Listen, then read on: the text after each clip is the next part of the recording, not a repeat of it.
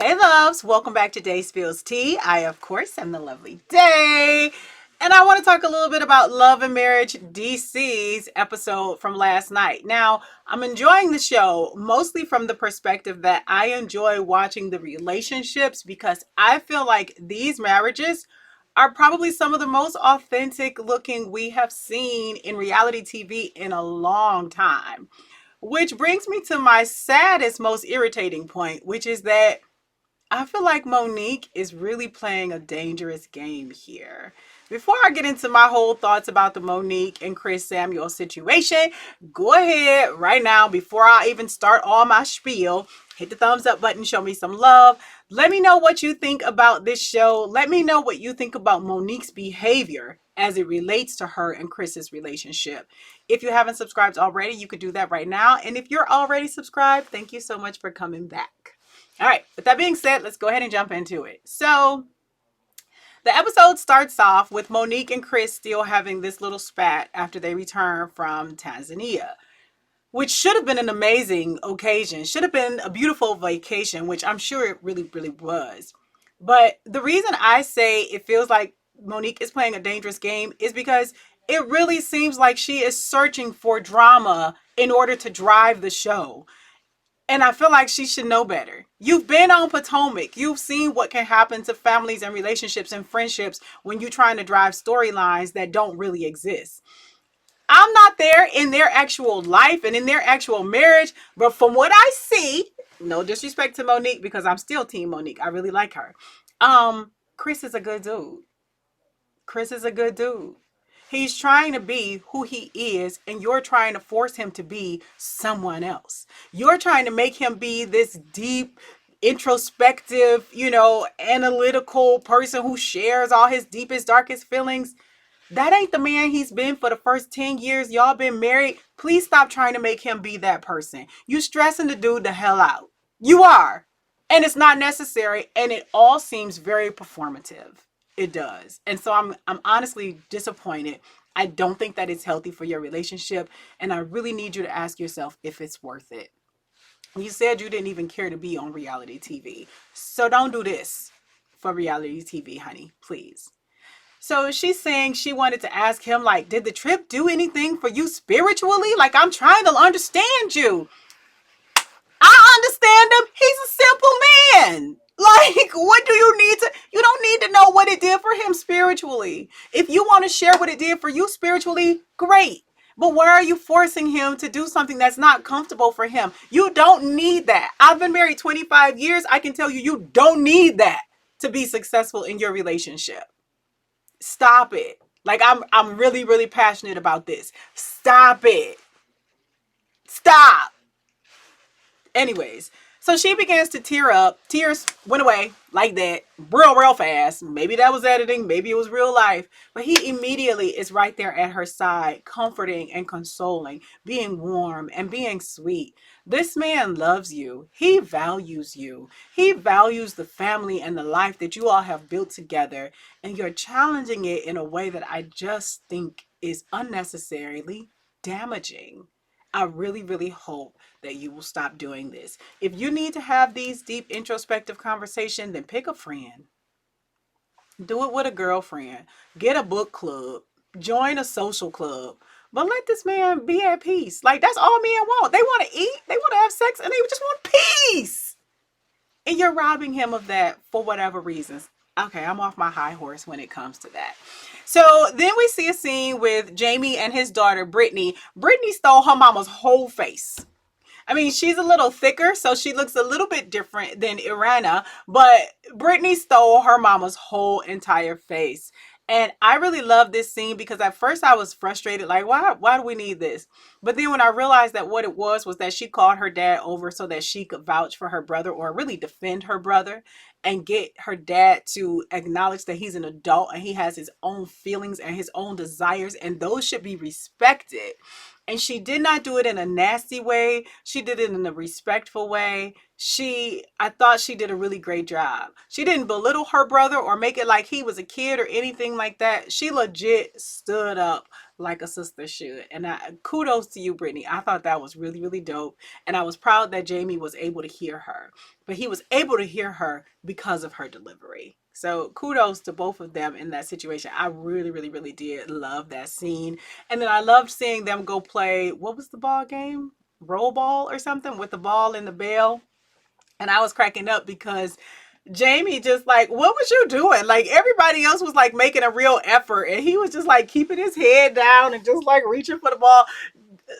Jamie, you could do better than that. That wasn't a good effort, but that was really cool. I was happy to see the family supporting Jason in, one of his activities and trying to view the world from his perspective for even if just a few moments. That was kind of dope. Okay. So moving on. I don't like Winter. I'm not feeling Winter. Like, I'm not feeling Winter. Trying to give everybody the benefit of the doubt, but I really think she sounded like a clown when she was trying to drag Kevin, even though she the one went and married him. I do believe that she married him without questioning things and without really, really investigating him because she thought he was paid and that's what she cares about. And the reason I say that and the reason I stick to it this week is because the stuff she was saying to and about Ashley at the end of this episode lets me know that she's a little bit of an elitist. She thinks she's better than folks. And she was really, really looking for that come up like, oh, I'm up here and everybody else is down here. Well, the joke's on you because Kevin turned out to be allegedly a scammer. Anyways, so Monique and Winter go and have some lunch together. I did appreciate Winter telling Monique that Chris is doing his best. Well, I'm not sure if she actually told it to Monique or if she just said it in her confessional. But I really, really hope that she actually told Monique that you need to give this man a break. Like, Chris is doing his best. He is trying to be a good husband. I don't know what more you want. I don't know what more you want. Like, there is no perfection. So I hope that's not what you're looking for. Because you're going to lose a really, really amazing man if you keep putting this pressure on him to be a totally different person from who he is. And so Winter was like, you got to take your foot off his neck. and I enjoyed that scene. I was hoping that she did actually check Monique because I do see value in that. I'm going to sidebar and give y'all a quick little story about my marriage and my relationship. So several years ago, my husband had been working for a company for 15 years. That company sold to another company and they let everybody go. So he was unemployed for a good 6 months. Okay. And I was freaking out. And he kept saying, I'm still going to take care of everything. My husband, we play pretty traditional roles. Although I at work and have a career, I'm not really responsible for the finances of the house. He is. And we're cool with that. That's our way. Doesn't work for everybody. Works for us. Anyways, so he was like, I'm still going to take care of everything. Don't worry about it. He started driving for Uber. This was like when Uber first became a thing. He started driving for Uber and doing some other things to like make money. And I was on his head about job hunting every day. Like, did you look for a job today? Did you look for a job today? Did you look for a job today? Like, I'm stressing the man out. Like, you need to be looking for a job because, anyways. So I'm talking to one of my girlfriends at work. And she was like, girl. And I'm like, what? Like, I'm venting. Okay. I'm going in on how upset I am that he's being lazy and he's not working. And she's like, didn't you tell me that you don't pay no bills? And I was like, yeah. And she's like, didn't you tell me that you stayed home for like 8 years and he encouraged you to stay home and like he took care of everything? I'm like, yeah. And she's like, well, what bills are you paying now since he's been off work? And I'm like, well, I haven't had to pay any. Like, he's been taking care of everything from his savings and like, from unemployment and this and that. And he's driving Uber or whatever. So I haven't had to pay anything, but I will. And she was like, if you don't shut the F up. She was like, that man been so good to you. How dare you? And she hit me with a barrage of like all the cursey words. Just went completely off on me, put me all the way in my place. And I was like, dang, like I really was sounding crazy. Like I need to give this man a break. And what did he do? He found great employment and life has been wonderful. Like, we're married, so we have ups and downs, but I was so grateful to her. I still am. I will always be grateful to her for pulling my coattails, putting me in check, and making me stop and appreciate the man that I have. Back to the show.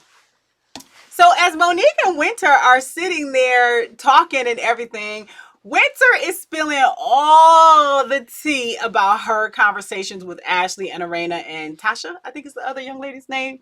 Anyway, so Winter is talking about how DJ Quick is DJ Fun Size, which I thought was disrespectful. I would be real pissed if I heard somebody talking about my husband in that way.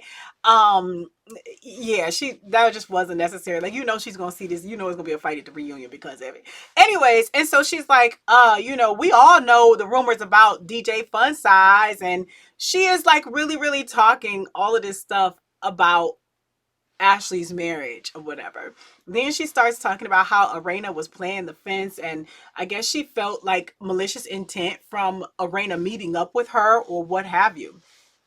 But then later, when they go to the selfie museum, she sits up there and says, Monique made it sound like I came to her spilling tea. Ma'am, that is most certainly what you did. When she was talking to Monique, she was, and this happened, and then this happened, and then this happened. Like, you were not having a casual conversation with a girlfriend. You were filling her in on all the what's its and who's its and all of that kind of stuff. That is spilling tea. That was your intention. Anyway, so Monique tells Ashley and Arena about the conversation, and they both like, okay, it sounds like baby girl is a liar. So, I mean, some of the conversation actually happened, but I personally do not recall from last week's episode hearing Arena claim that she heard rumors about Quick, not telling that to Ashley. So I'm with Ashley on that one, and I'm not saying that Ashley is always right, because Ashley definitely be misbehaving.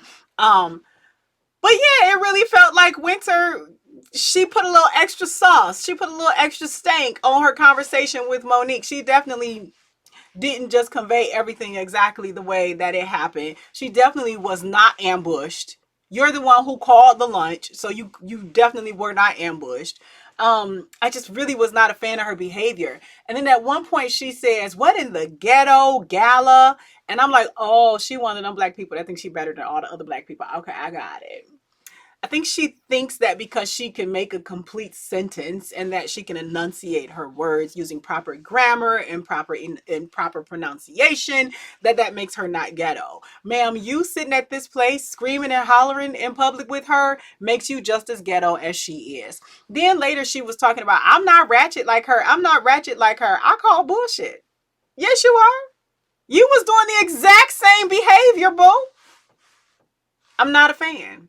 I'm not a fan of the elitist behavior. Do I think I'm better than everybody? No, I think I'm better than most. Real talk. But I cannot support her acting like that. I do not like when I hear black people calling other black people ghetto in that way or calling her ratchet. I feel like it's just so. I didn't like that behavior. I didn't like that at all. I see I'm reading my notes. Oh, so then Ashley was like, I never heard of either one of your husbands. And then Winter went back to, well, we know what we heard about yours and all of that. And of course, everything just went all the way left. And, they standing up, they screaming and hollering, they ready to go for blows. Like, Ashley is ready to get to the business. And I understand.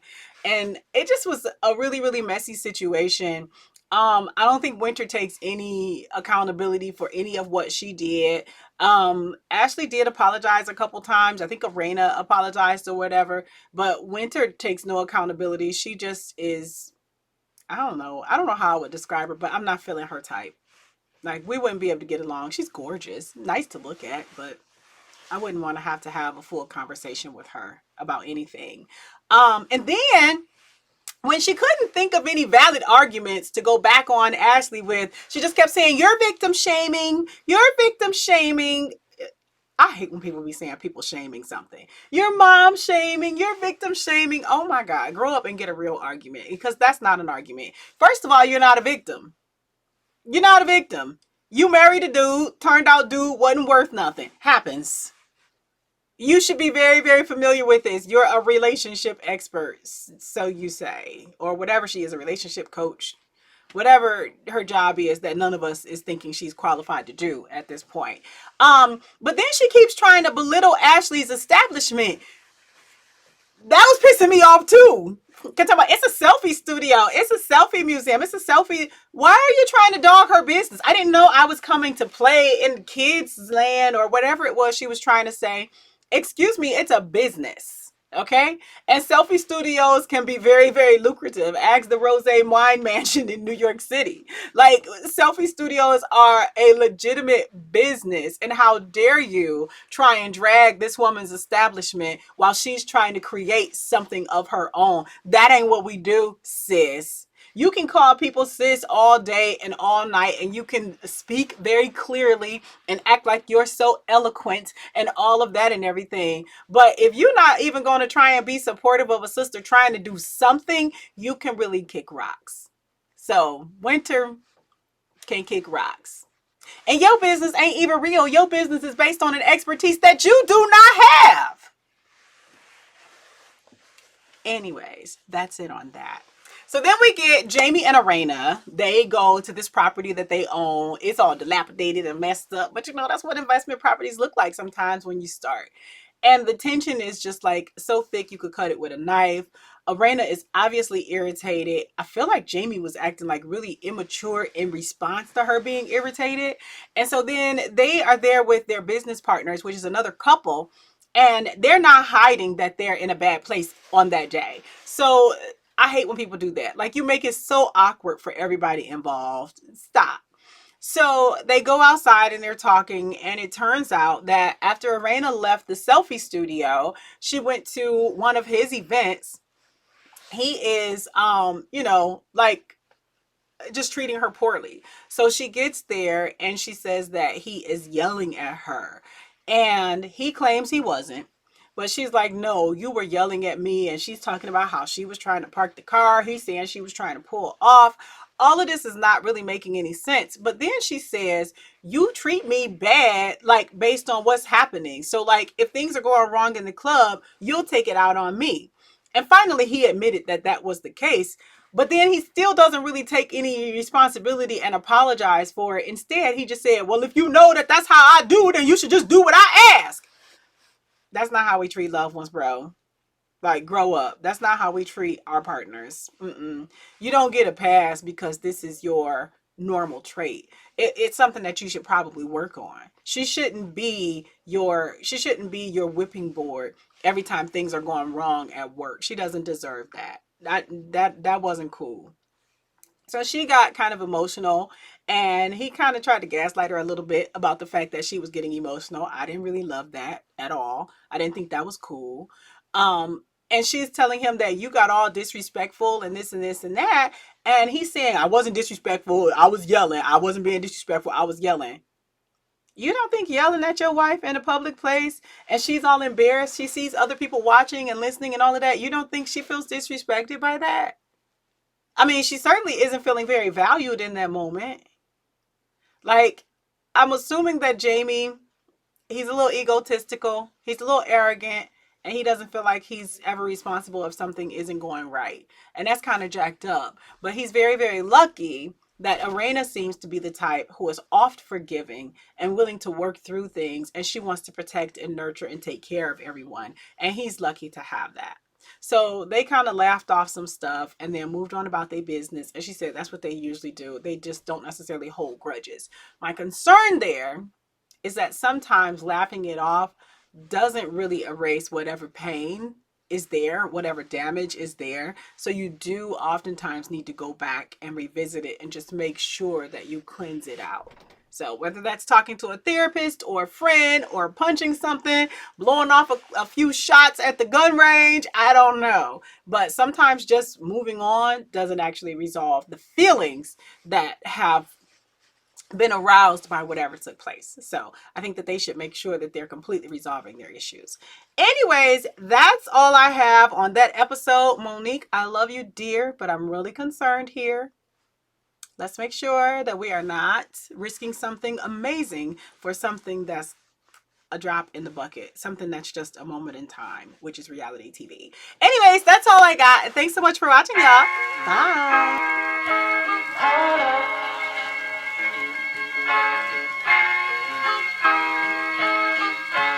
I'm so in love with you. You got me down again.